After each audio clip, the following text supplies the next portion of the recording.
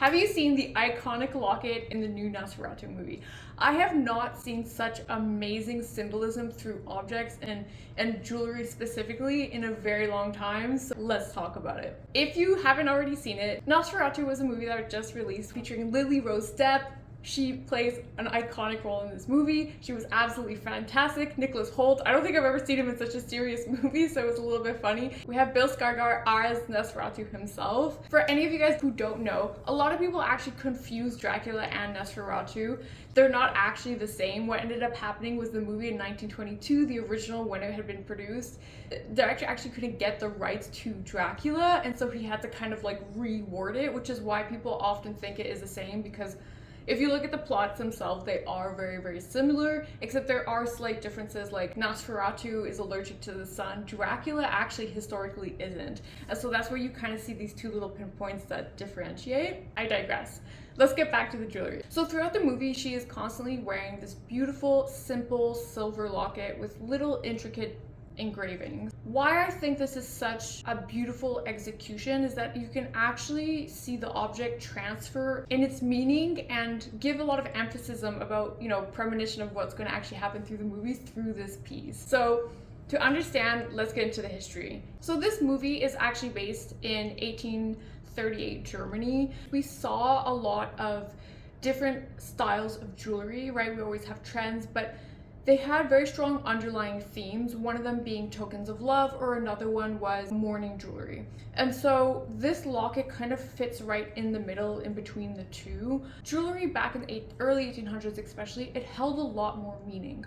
It's not like we have today where everything is, mass produced, you can buy a ring on Temu probably for like $2. It doesn't make a difference. Back in the day, these pieces were handcrafted and it was considered a luxury. When you were giving jewelry, they were often given as tokens of love. You saw trends like the lover's eye, where people would paint their lover's eye to have like a little, whose eye is that little secret moment between the two people who know. You saw trends of portrait jewelry, where people would paint the person that they love on a little token or a brooch or ring. Those were very popular in that time period, as well as lockets. And so that's where it kind of hits in between the middle. Mourning jewelry was also a prominent trend in the 1800s. We continued to see, like in the 16 and 1700s, miniaturist portraits, but they weren't as dramatic as, the 1600s, where it's literally like skulls and bones, and they were more, soft, like weeping willows or women in front of tombs, little paintings or enamel, paintwork that would just represent a scene and a loss. Also saw trends where people would actually spell out the loved one's name using actual gemstones. So like, for example, they would use E for emerald or R for ruby, things like that. And they would spell their name as kind of like little secret messages. There's also a lot of hair jewelry. So people would literally cut off the locks of their lover's hair and incorporate it into a piece. This was something that's very specific to the 1800s because it had always existed, but when Prince Albert died, Queen Victoria went like haywire. She was known to have multiple pieces of hair, a lot of mourning jewelry. She mourned her husband for a very, very long time. Obviously, being a person of utmost influence, it influenced a lot of jewelry trends and a lot of people bought hair. It was said, in England in that time period, they were importing so much hair. It was something like 50 tons annually. So this means that it wasn't even just reserved for people that you love or mourning or anything else. People were literally just buying somebody else's hair because that had become such a trend. There was even jobs dedicated solely to women who were braiding hair. Like, that's how prominent it was. When you're looking at these two trends and this locket kind of overlapping into the two of them, this is where I feel like it kind of pulls into the symbolism and really kind of gives you a premonition of what's going to happen. So this is a little bit of a spoiler, so if you haven't seen it, you can just zoom 30 seconds, like use a little timestamp below. At the beginning of the movie, she's constantly wearing the locket. It's very clearly a sign of her love for her husband. And throughout the movie, when her husband leaves, she actually cuts off a piece of her hair and incorporates it into the jewelry to give it to him. And I feel like at that moment, the fact that she's cutting her hair off and putting it into the locket, it kind of gives a premonition of she's giving something to him for him to remember her by. So as soon as I saw it, I was like, oh, she's going to die. And so it seems a little far-stretched, but I do feel like it was a very strong token that probably was a little bit overlooked as just something they're just showing a trend of the time, but I think it had a little bit more into the story than that.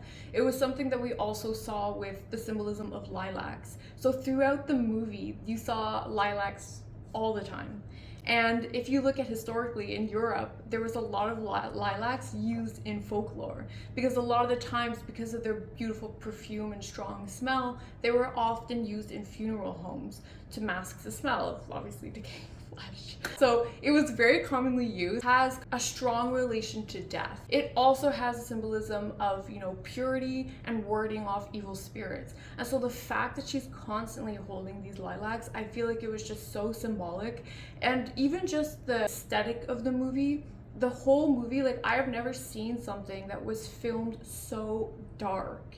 The movie was literally like black a lot of the times, and it was such an interesting use of like visuals. And the reason why they did this was because the original movie was filmed this way. It was very dark, very grainy, and so they kind of wanted to reproduce that same aesthetic. And so having the very black contrast against like this beautiful bright lilac, almost look like glowing milk in those very dark scenes, and it looks like purity. And so really loved it.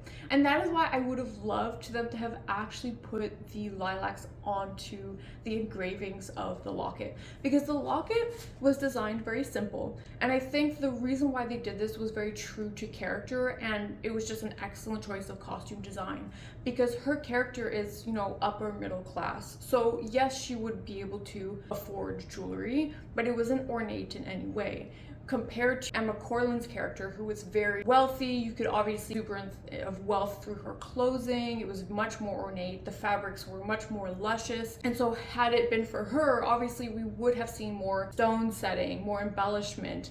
But because it was for somebody in the middle class, it was very simple. Also, Emma Corrin, if you look her up, she has like some of the coolest red carpet looks. I really enjoyed all of her outfits. She has like such a cool style, so artsy. Definitely check her out if you don't already know her. But anyways, I digress. So even just like the overall costume design, Lily Rose Depp's character Ellen, she's often seen re-wearing the same dresses, which would have been the norm at that time, right?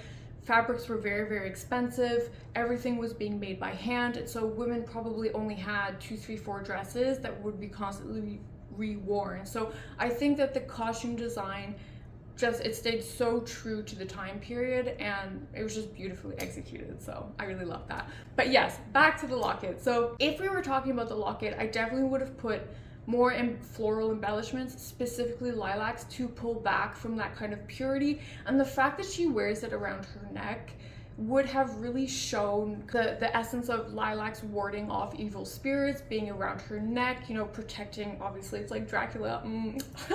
Would have tied it in a little bit better. We also could have seen Nicholas Holt's little face on there, because we could have been, you know, symbolism for her husband. We could have put a portrait on that. That would have been very fitting for the time period.